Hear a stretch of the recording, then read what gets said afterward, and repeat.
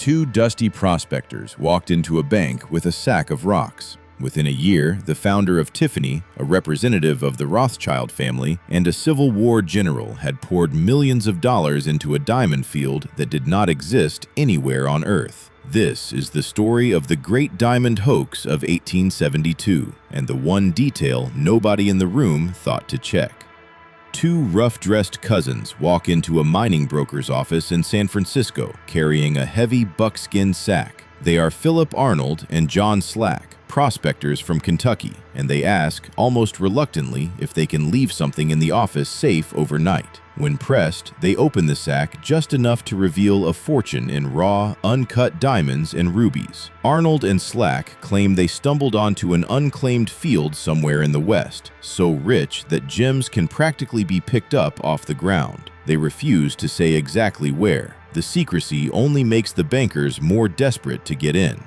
Word reaches William Ralston, president of the Bank of California, the most powerful financier on the West Coast. Ralston insists on sending two of his own trusted men to verify the find in person. Arnold and Slack agree on one condition: the men will be blindfolded for parts of the journey. The expedition takes a 36-hour train ride, followed by 4 days on mules through remote territory near the Colorado-Wyoming border. At the site, it takes the group less than a day to fill a sack with 8,000 carats of rough gems. Back in San Francisco, jewelers appraise the haul at over $100,000. Ralston ships a sample east to the one man whose word could make this official: Charles Louis Tiffany, founder of Tiffany & Company, the most famous name in American jewelry. Tiffany examines the stones in front of a small audience that includes a Civil War general and a sitting congressman.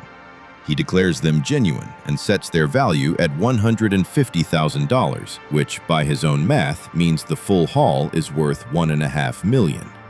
There is one detail nobody in that room knows. Charles Tiffany is an expert in cut, polished gemstones. He has never actually evaluated rough, uncut stones in his life.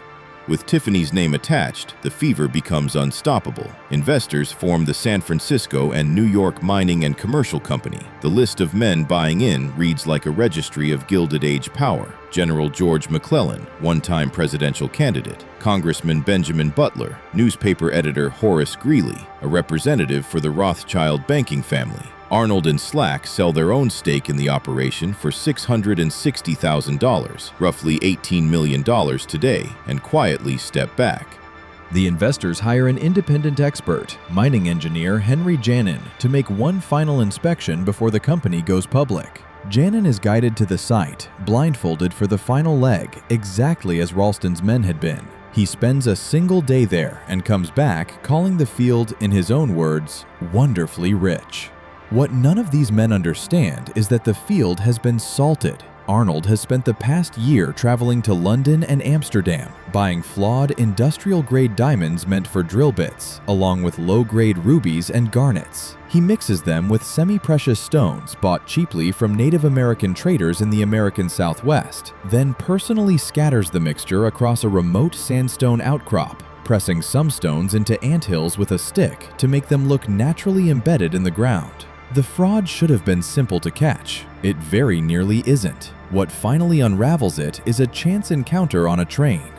Samuel Emmons, a geologist working under the U.S. Geological Survey, happens to sit across from Henry Janin, who can't resist showing off a handful of the gems. Emmons studies geology of the American West for a living, and something about the mixture strikes him as wrong. He reports it to his supervisor, a young surveyor named Clarence King. King has spent years mapping the exact region where this diamond field supposedly sits. He knows its geology intimately, and he knows one specific fact that the bankers, the congressman, and Charles Tiffany did not. Diamonds and rubies do not occur together in nature, not once, anywhere on Earth, in a single known deposit. Against pressure from investors who very badly want this to be real, King organizes his own expedition. He finds the site within days, using details from Janin's own account of the journey. What he finds there ends the largest mining fraud in American history.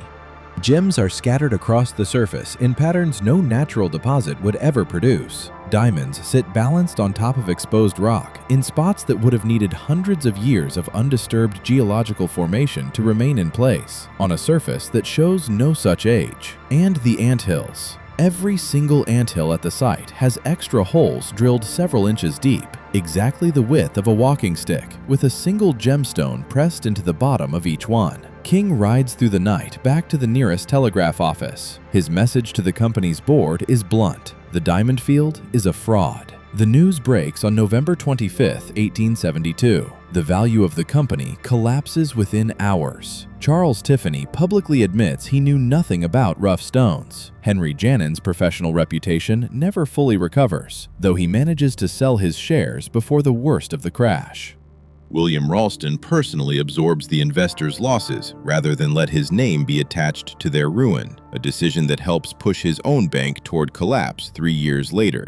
The day after his board of directors forces his resignation in 1875, Ralston's body is pulled from San Francisco Bay, and the two men who started it all, Philip Arnold and John Slack, are indicted for fraud in California. Neither is ever brought to trial. Arnold returns home to Kentucky, buys a house and hundreds of acres of land, and becomes, of all things, a small-town banker. In 1878, he is shot in a business dispute, survives the wound, then dies 6 months later of pneumonia. Slack disappears entirely, resurfacing only in rumor, reportedly living out his final years quietly in New Mexico under a different name. Clarence King, the one man in the entire affair who actually checked the science, becomes a national folk hero.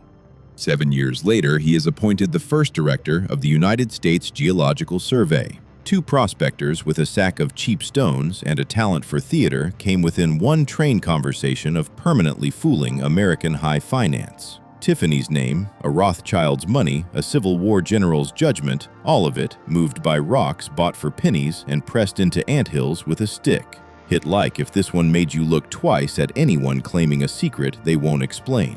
Subscribe. 3 days, next story. See you then.